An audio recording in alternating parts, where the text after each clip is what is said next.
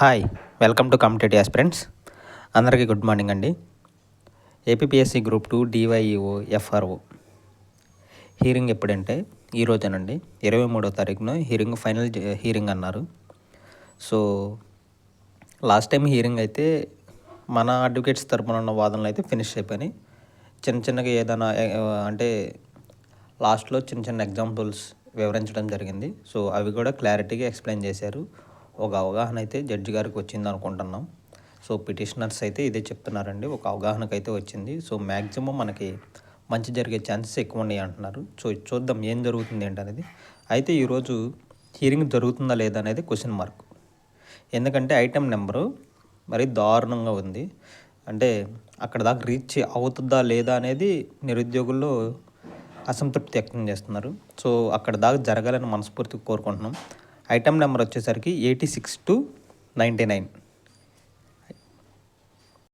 Last time అయితే AG గారు రాలేదండి. సో ఏజీ గారు వచ్చినట్టయితే మ్యాక్సిమం కొంచెం వాదనలు జరిగాయి.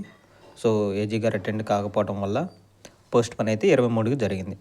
ఈరోజు ఏజీ గారు అటెండ్ అవుతారా లేదా, అటెండ్ అయితే వాదనలు జరుగుతాయా లేదా, జరిగితే ఏం జరుగుతాయి, ఏ విధంగా జరుగుతాయి అనేది మీకు ఈవినింగ్ క్లియర్ కట్గా వివరిస్తానండి. సో అప్పటిదాకా వేచి ఉండాల్సిందే. ఫైనల్ హీరింగ్ అనుకున్నాం, కానీ ఐటెం నెంబరు ఎక్కువ రావటం వల్ల రీచ్ అయితే ఓకే, రీచ్ అవ్వకపోతేనే కొంచెం నిరాశ చెందాల్సి వస్తుంది. సో ఏది ఏమైనా సరే వాదనలు జరగాలని మనస్ఫూర్తిగా ప్రతి ఒక్క నిరుద్యోగ కోరుకుంటున్నారు. ఉంటే మిస్టేక్స్ ఉంటే ఉన్నాయని, లేకపోతే లేవని. సో అది మనం చెప్పడం కాదండి, అది గౌరవ న్యాయస్థానం నుంచే రావాలి. కాబట్టి మనం ఎన్ని చెప్పుకొని ఉపయోగం ఉండదు. కాబట్టి సో చూద్దాం ఏం జరుగుతుంది ఏంటనేది ఈవినింగ్ అప్డేట్ ఇస్తాను. ప్రతి ఒక్కరూ మీ ప్రిపరేషన్ మీరు స్టార్ట్ చేయండి అని పిటిషనర్స్ చెప్తున్నారు. సో మీ ప్రిపరేషన్ కంటిన్యూగా చేయండి. అట్లీస్ట్ డేకి 2-3 అవర్స్ అన్న చదువుతూ ఉండండి.